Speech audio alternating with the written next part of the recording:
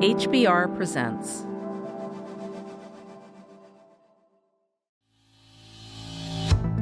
A question for you social media aficionados.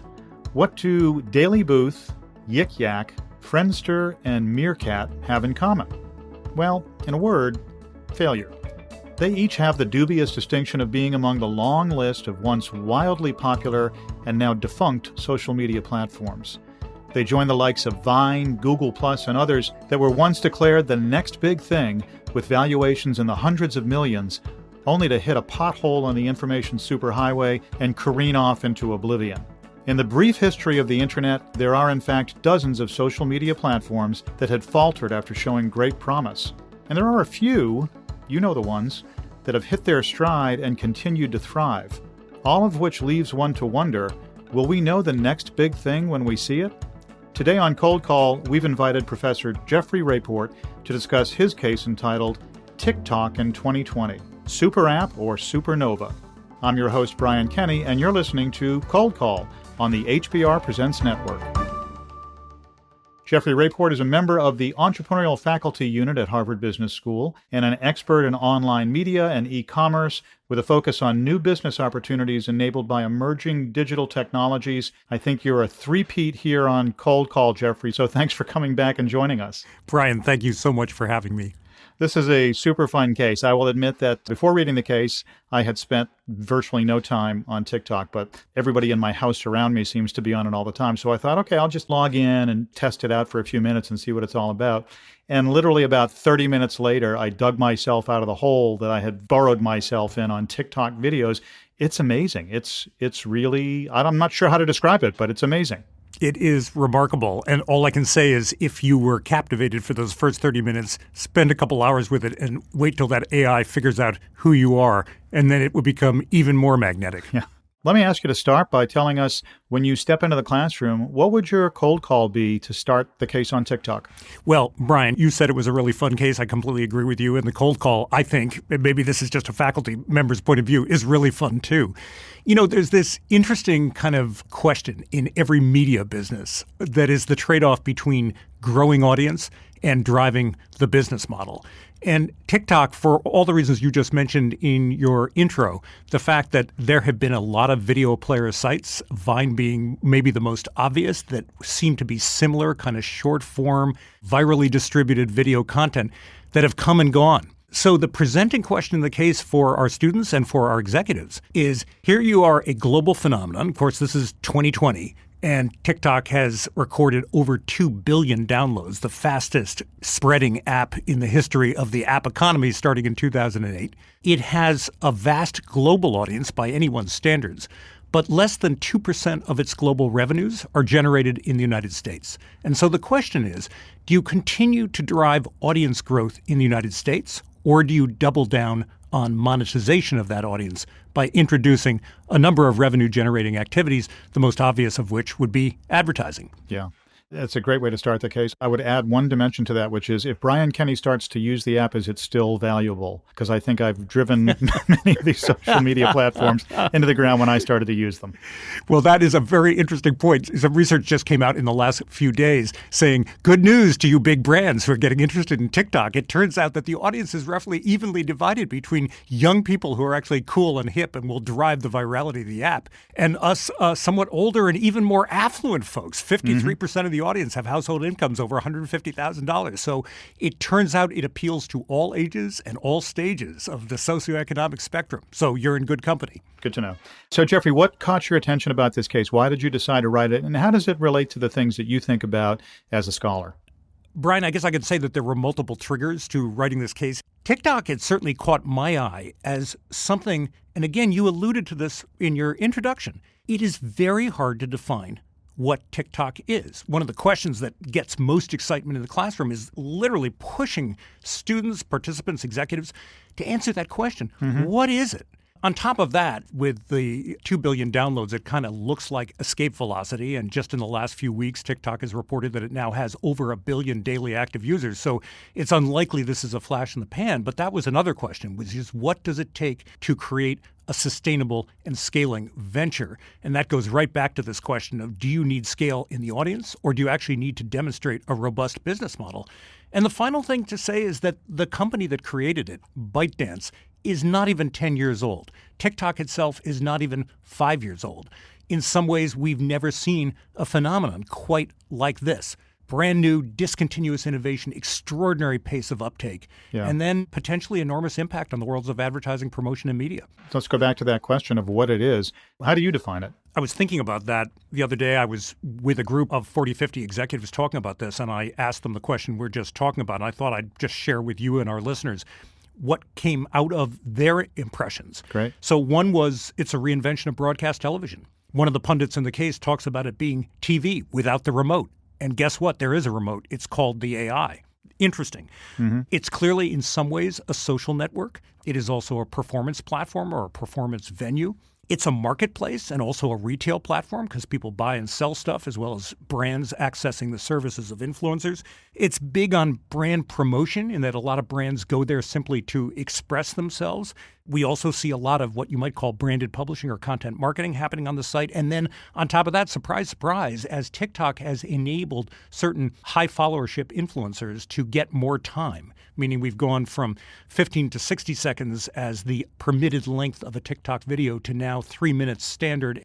It has even become an ed tech platform. There are people teaching on TikTok. So this question of what is it, I think is really, really fascinating. And I think where I come down is where one of the pundits in the case says this is the first time that a mainstream consumer application has come to market where AI is the product. I think this is, at the end of the day, this is an AI.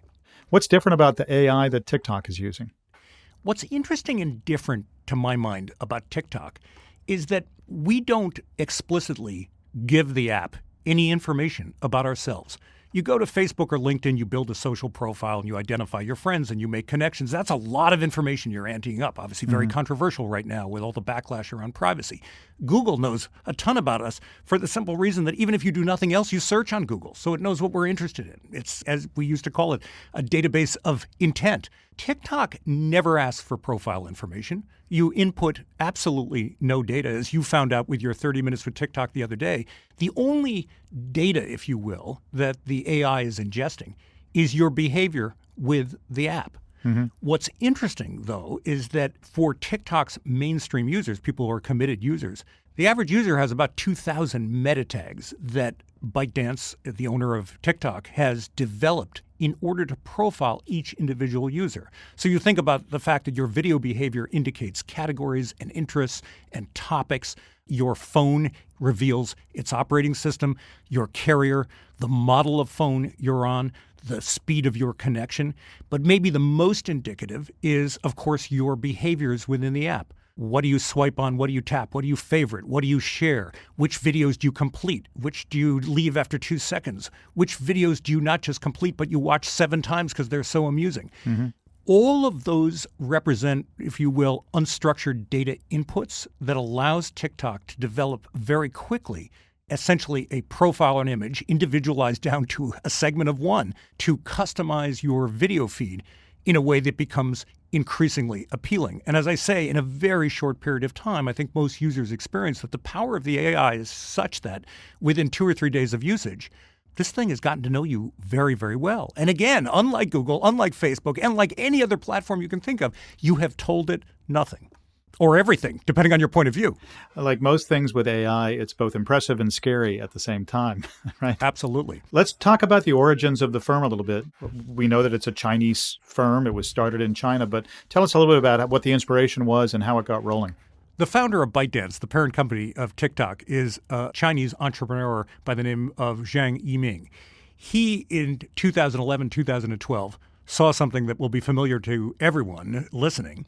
And that is that people getting on subway trains in Beijing, as they were all over the world, were spending less time reading broadsheet newspapers, print media, and more time reading news on their smartphones. Mm-hmm. And so his initial insight was that he could ride effectively two waves. One was the rapid pace of smartphone adoption that had begun really with the release of the iPhone in 2007 and the Android phone shortly thereafter, combined with this shift from print to digital, specifically for news. And so the first offer from ByteDance was a service called Taoqiao, which was essentially a news aggregator.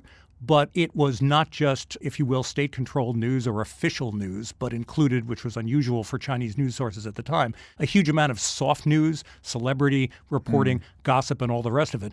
But you could argue that the secret sauce was the role of an artificial intelligence, which customized the news feed based on its increasing familiarity with each individual user's interests, predilections, and tastes.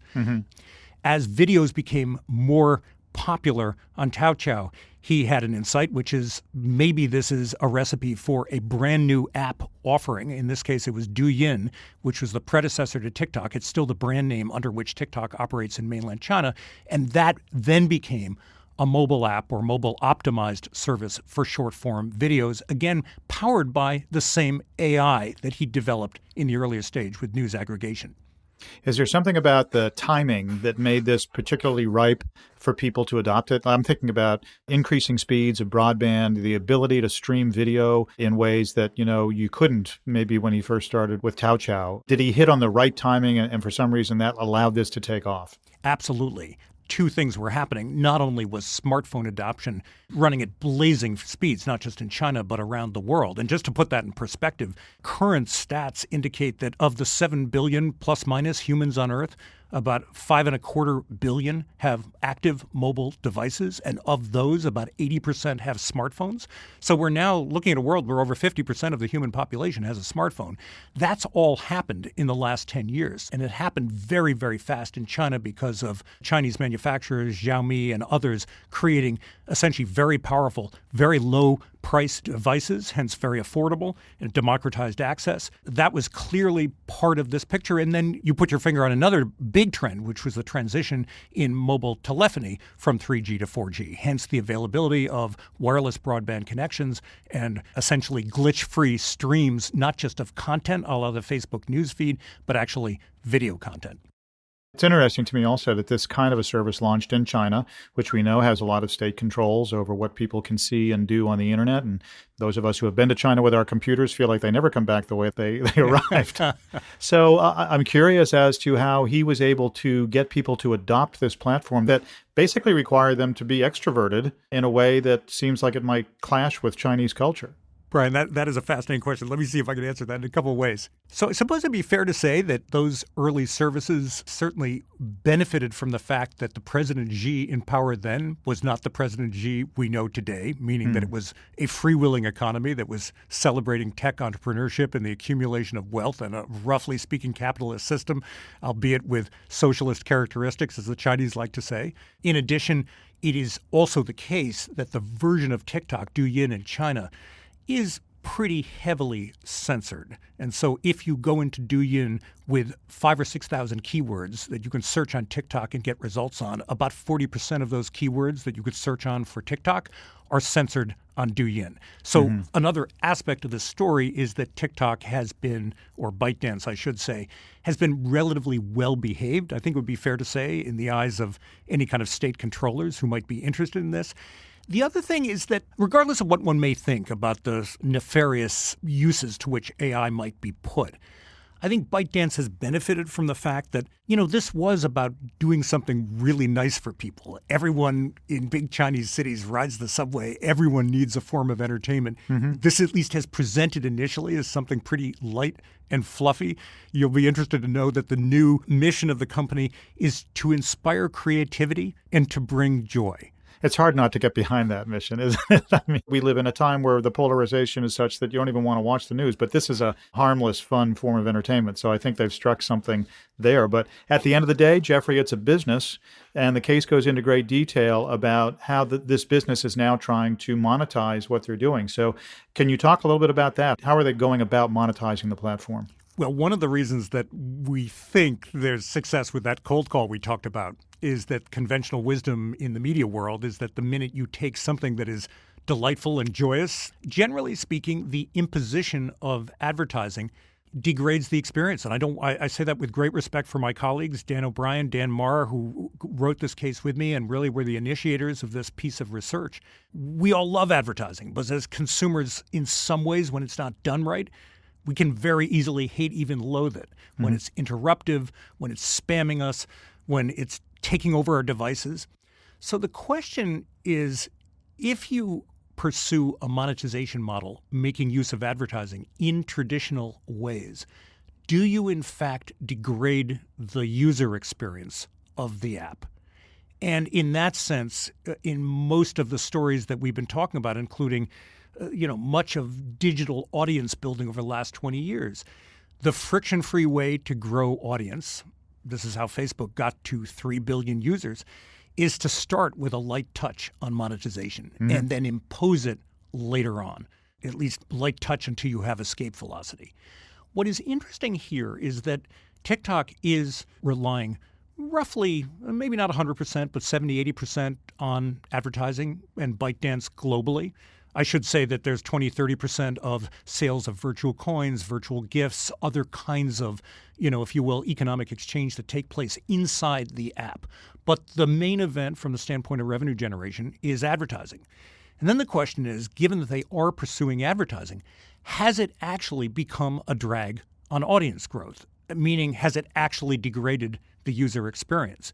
TikTok has proven uniquely successful as a channel for brands precisely because most of what brands are doing in the medium doesn't look like advertising, even though the brands are showing up and spending what would otherwise be considered, but certainly by their CFO, as ad dollars. And that is a fascinating finesse that lies at the heart of this business model. Speaking as a brand manager, I feel for all of my peers out there because every time one of these platforms emerges, we all struggle to try and figure out how do we integrate our brands into that platform without stepping on ourselves the way that you described. There's certainly lots of stories about brands that have misstepped when they've tried to engage with the users of these platforms.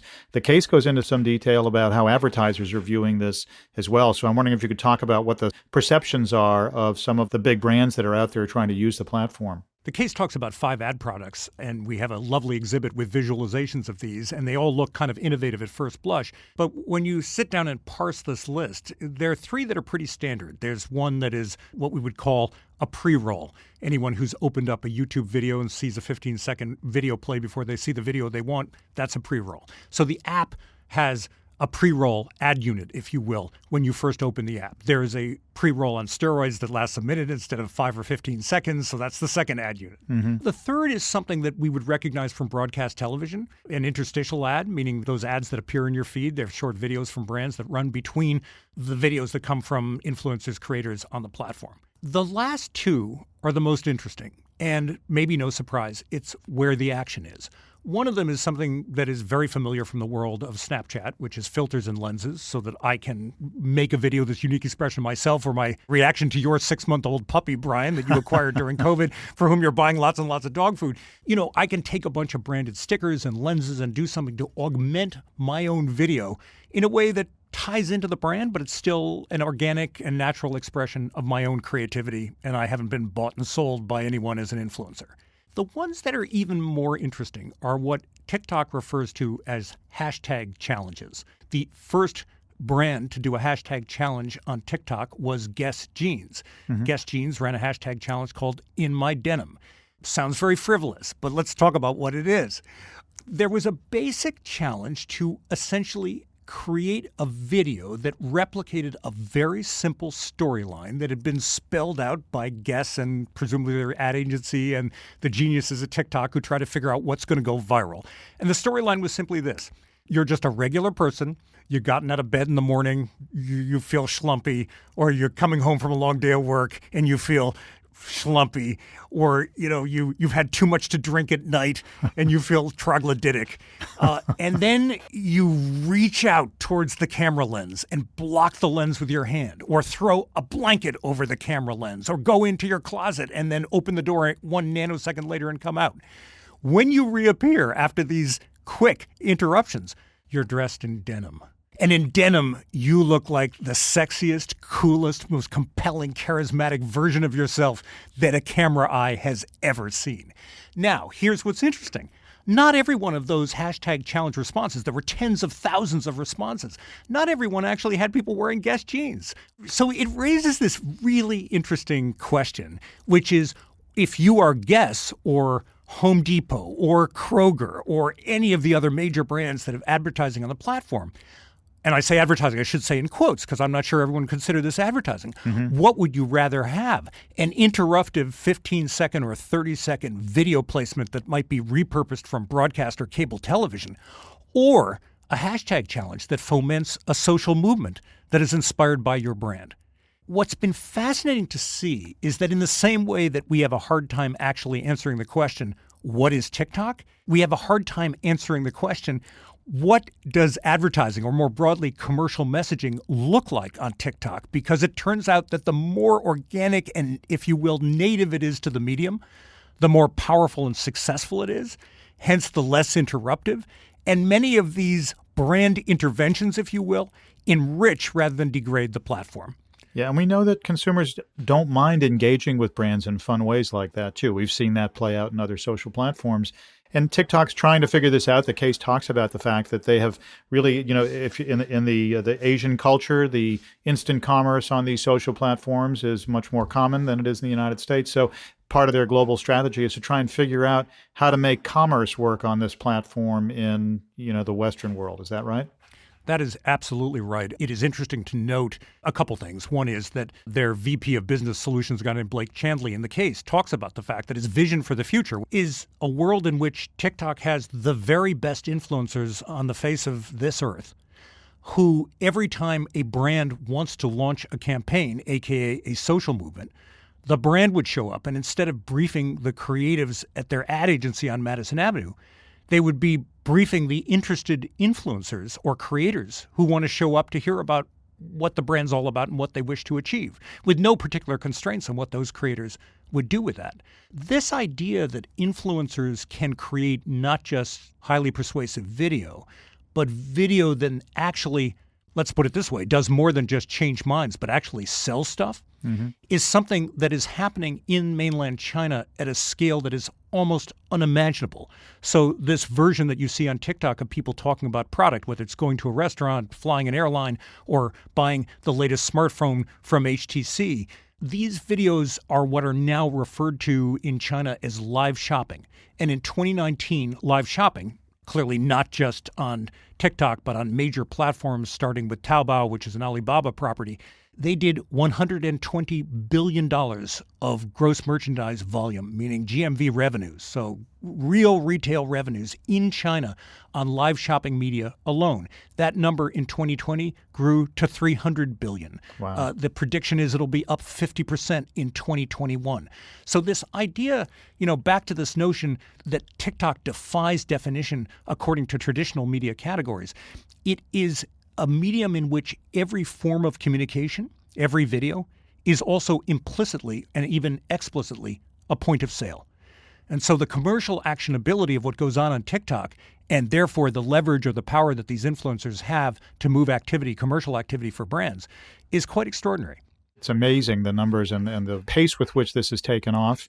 So I have sort of a two-part question here. One is TikTok a disruptor? Have they really changed the landscape such that they sort of meet that definition of a disruptor? Coupled with that is, why do other platforms fizzle out? I think it'd be fair to say that TikTok is definitely a disruptor, but most disruptors focus on a product or a sector, and TikTok somehow is, whether intentionally or otherwise, disrupting multiple sectors at the same time, if it's disrupting anything at all.